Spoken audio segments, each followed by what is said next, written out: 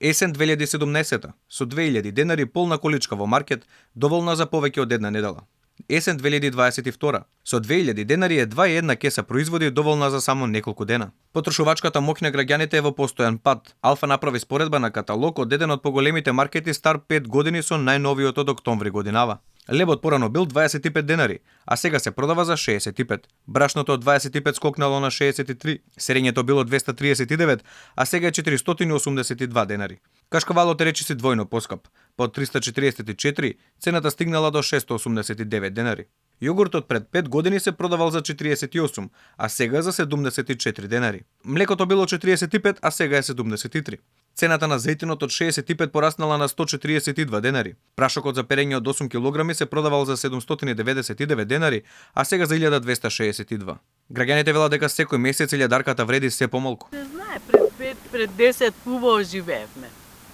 Па полошо еве што земо, 500 денари или 1000 денари ќе потрошиме, нема ништо. Тоа е. А поише пари, се поскапи. Гориво, ерегенци, све, мислам, отиде до бескари. А пензиите, јас сум пензиите, мали пензиите, платите исто. Владата сепак треба да даде многу повеќе од она сега што го дава, да го поддржи стопанството, да го поддржи народот. Што е најголем проблем? Кризата, јадењето, храната, сметките, све. Драстичниот раст на цените го потврдува и државната статистика. Особено годинава инфлацијата излезе од контрола. Според последните податоци, трошоците за живот се зголемени за фантастични 16,8% за една година, а цените на мало пораснале за дури 14,2%. Неголемо поскапување има кај храната, од речиси 26%. Лебот е енормно поскапен. Во август годинава се продавал за дури 44% поскапо во однос на истиот месец лани.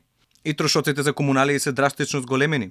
Струјата и парното се покачени за речиси 50%. Во изминативе 5 години расте и платите, но со поспоро темпо од цените. Така во јули 2022 просечната изнесувала речиси 32.000 денари, а во јули 2017 скоро 23.000 денари. Сепак поскапувањата го изедоа ова зголемување. Граѓаните на шега велат, барем не плаќаме радиодифузна такса.